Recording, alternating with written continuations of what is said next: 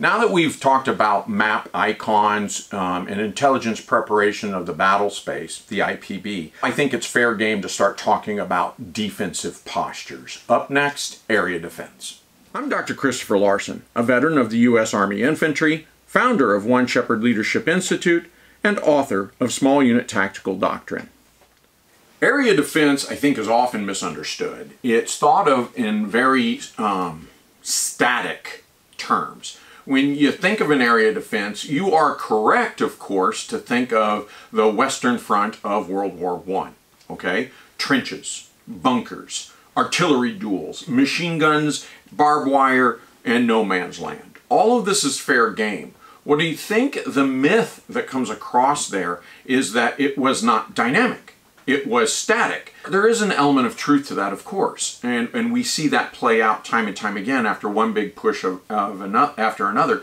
But what I think the operational view of that is simply something like this: that first off, gathering enough troops on one side or the other was very difficult to do secretly. Because of their close proximity, it was often the case that one side or the other would have intelligence reports, be that from, you know, human intelligence, or be that from their newfangled gadget called an airplane, or, you know, a Zeppelin that could go over and do aerial reconnaissance. They would detect very often the enemy's buildup for something. And that allowed them then to mobilize their own reserves and their own forces to pull them off from one area and dedicate them to a whole nother area, maybe 100 or hundreds of miles away. What allowed us to do that? Sure, this new thing called an automobile, trucks, but frankly, far more common, it was trains that allowed us to reinforce areas of our line and reinforce them very rapidly with troops and materials.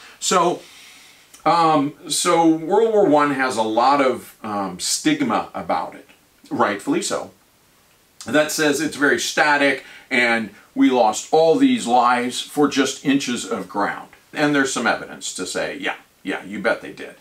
But again, unfortunately, we look at it at a tactical level and we believe it was static. We say, yeah, it was, you know, these guys just dug a trench and then sat there freezing to death, you know, looking out across no man's land at each other. And that's not the case at all, as I'm going to show you in an area defense. A lot of what I'm going to show you today was perfected during the First World War.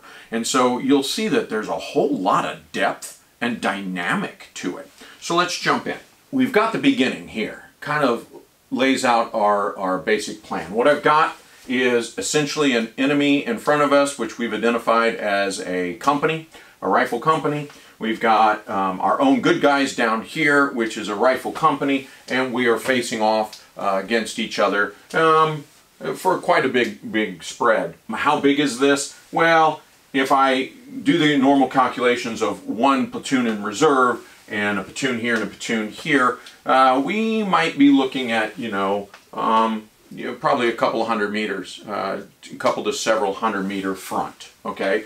And what we need to know, and I've just kind of drawn in some things here. Here we've got a river that we're tying into, and over here, purple, hashtags like that often indicate a village or built-up area, like a city, a village, or something like this. What I'm trying to show is that we tie into things, and often what we tie into, most often, would be another rifle company, or an adjacent, we might be the last rifle company, and then we have an adjacent brigade that we're tying into. That's very frequently the case. And sometimes we tie into a minefield, okay? And so, okay, well, the enemy is not going to go through that because we've denied them through, a mixed minefield of anti-armor and anti-personnel, and especially if it's a particularly dense minefield. It can be things like this, but the point is that we tie into something, be that a cliff, some kind of, very, very difficult terrain, or water, or city, or, like I said, minefield, or other unit.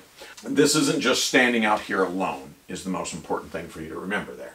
All right, so I've already disclosed that we've got, in this case, we've got a company, so we've got a platoon up here, and so we could actually indicate that. We can say, well, the platoon's here, and a platoon's here. That's our command team is right there with this unit. And they very likely have a platoon in reserve. A company will have that, right? Company headquarters section very frequently has a couple or few tubes of mortar So that's the, the company commander's hip pocket artillery is his own 11 Charlies, or, whatever the Marines call them. The point is they have their own mortars that are integral to them. And then there's a reason this flot that is symbolized by that. And it actually comes from World War I, or at least it was solidified in there, where the aerial views would look down, and they were actually doing this. This is how they dug trenches. Now, they dug them in several levels or layers of them. But they dug them like this. And there was a good reason to. You couldn't get a machine gun over here, and with a single line, if it can get a defilade shot, an enfilade shot, it can just run the machine gun and just kill everybody in the trench, right? So doing this made that rather impossible. It also made taking the trench for infantry much more difficult, because you could hide around corners and shoot at each other, and in bunkers, and there's little holes that come in and are dug underneath the ground that you won't see from an aerial view. But it makes taking this really rather difficult. Lots of grenades, lots of flamethrowers. There's a reason for that. And then lastly, it actually makes it a little more difficult for the artillery to even hit, at least I think statistically. But it's a much more defended line, and so trenches. Whether or not there's actually trenches here, or just, two-man, three-man fighting positions, we still represent it this way. And so again, let me point out, that doesn't necessarily have to be a trench at all. This is the forward line of troops. Our forward line of troops is here, which means that the company's rear area, remember we're doing this, and we can say, okay, there's a company symbol, and we're going to say here's the company, and do something similar up to here. All right, so that's my company area. And anything here behind that is the company's rear. So a circle with an X shows the FEBA, okay? That is the forward edge of battle area. Well, then this is what's known as the rear. And you'll have a company rear, a battalion rear, a brigade rear area, and a division rear area. So this is the rear area. And this platoon is in reserves. So already you're starting to see depth. Wait a minute. I've got the command post, the company command post over here. I'll just go ahead and call it the CP. That's what that flag means.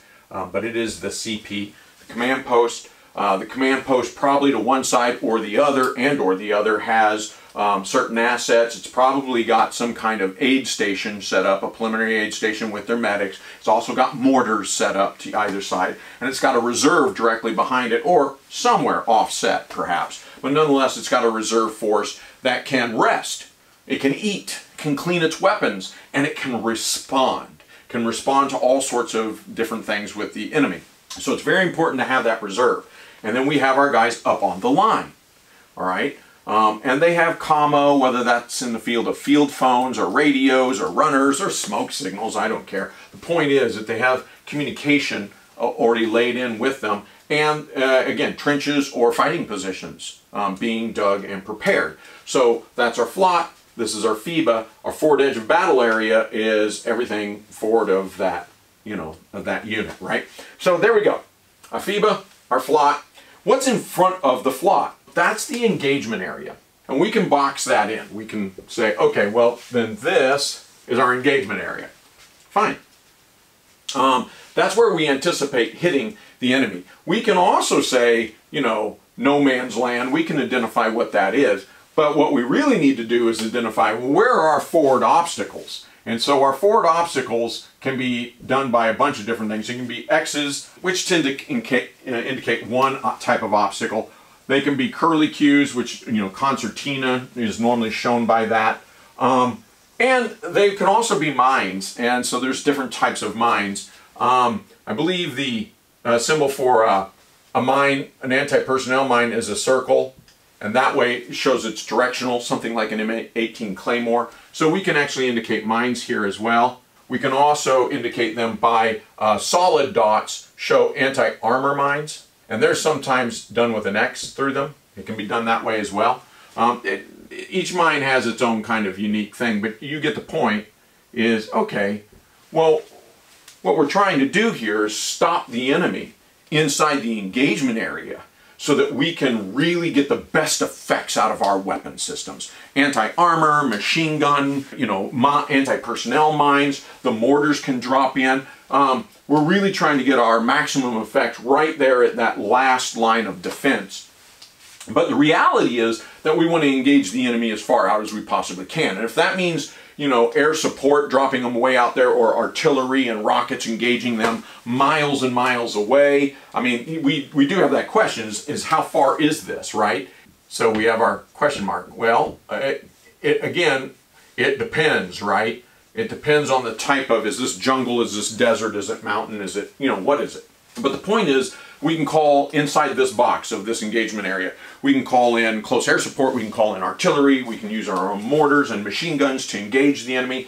But this is the deep battle plan, is that we engage the enemy out with whatever tools that we have, whatever weapon systems we have, even just targeting, surveillance, detection, targeting. We engage them out as far as we possibly can, buying ourselves more time and space to engage them with our weapon systems. But as they move in closer, that's where you, things like your machine gun positions, right? And your rifle positions and your grenade launchers, when we do a sector sketch, which this is looking a whole lot more like a sector sketch every minute, when we do that sector sketch, what we're showing is that we have interlocking fields of fire, interlocking sectors of fire to cover all of this, to cover our entire front and flanks. And you can see that as the enemy moves in here, they get, not only do they get greater and greater engagement, now rifles, which this is too far, let's say, for a rifle to engage, too far for a mortar, or excuse me, for a machine gun, but the mortars can engage them out here. Well, here the machine gunners are close enough, the machine gunners can open up on them. And then as they try to grab defilade positions, that micro-terrain out here about the midway point, not only are rifles shooting at them, so now basically everybody on the line, they're going, ha ha ha, I found a trench or a hole to hide in. Yes, but our grenadiers start lobbing their launched grenades at them into those defilade positions, routing them out of that. So that it forces them to come to this final defensive line. We engage them with our final protective fires, right? And so everybody locks in, and we protect each other's front by gunning down the enemy. When the enemy continues to come through, as they break that line, we have our final protective fires. And if at any given time the enemy is successful in breaching, so they go something like boom, and they breach our line, ba-boom, that's when we do a counterattack.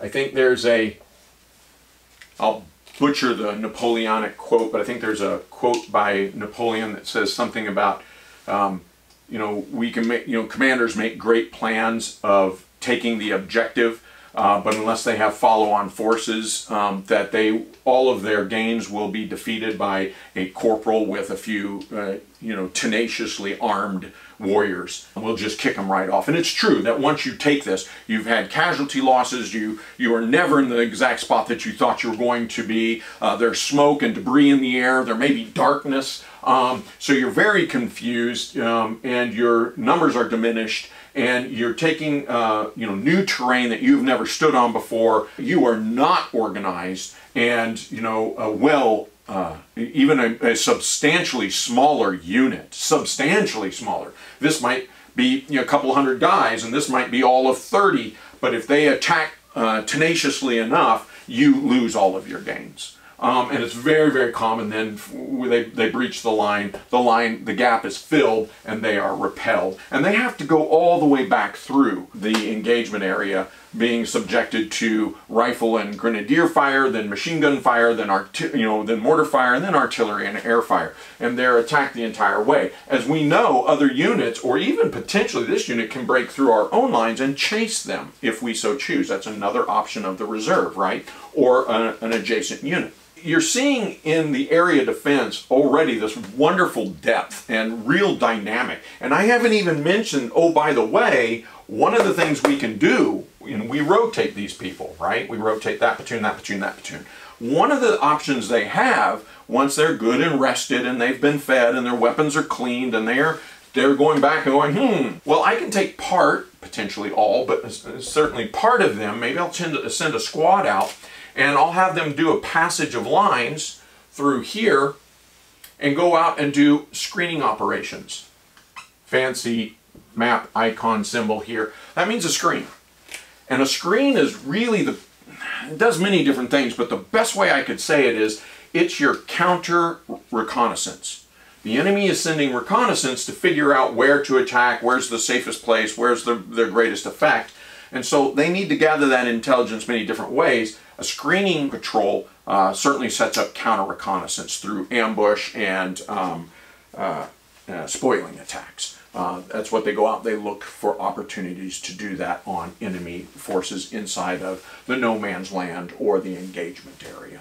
All right, so you're seeing, wait, hold on. I'm trying to detect the enemy, including with human personnel, with human intelligence. I'm trying to engage them long before they even show up. I'm trying to blind them. And the more effective I am out here, and the better our design back here, you can start to see why the axiom is that the tie goes to the defender. That is, the defense is the strongest position. And you start to look at an area defense, and it starts to ring true. The attacker has certain advantages. They get to choose the time and the location. They certainly can mass. They certainly can and should mass for that attack. But as we said, even way back in the days of World War I, with blimps and biplanes, we were still able to detect that massing. Massing itself is problematic. One, it's easier to detect. Two, it's easier to target with countermeasures such as air attack and artillery attack. So while massing is necessary and powerful and lends all sorts of advantages, it also has its own set of disadvantages. And our screening patrols are part of understanding where the enemy's coming and when they're coming, because wherever the enemy is looking, that's what we want them to do. And we want to disrupt that. We want to blind them so that they don't understand where the best area to attack is. And that's why all of this winds up being camouflage. And we continuously improve this over time. But we don't get to choose the time and the place on the defense, and that's a huge disadvantage. While that's true, we get to continuously develop. You should never stop developing this until it becomes the Maginot Line. The Maginot Line, right? Oh, the big joke of military. They spent all this resources in that. The Maginot Line was a monster to retake, okay? And the reason that the Germans took it so quickly was frankly because the French had all but abandoned it at that point. I'm telling you, it was not a dumb idea. It was abandoned. That's when it failed. You know, now there's the flip side of that. There's never a silver bullet in tactics or battle. You know, one of the great commanders of the day, again maybe a Napoleonic quote, noted that, look, Hannibal got around the mountains. He got around the Alps with elephants, for crying out loud, in the wintertime. So no, if the mountains won't deter you, no man-made defense will ever last forever and ever, amen. It just won't. There will be a way of cracking that nut. The question is, how much time and how many resources does it take? And what you can see here in an area defense, which its objective, let me be clear here, is none shall pass. I will deny entry by the enemy, by the opponent. And you can see how that can be set up to do exactly that. And once again, I'm taking somewhat of a tactical look, but trying to get that big picture for you to show, you know, what a squad sees out here on the line, or back here resting, or even out here screening. You really have to see what the platoons are doing, and you have to see what that company is doing. It doesn't hurt to see what your battalion is doing. And you understand then your mission, how it nests within that. But again, great dynamics for the area defense, still relevant to this very day. Thanks.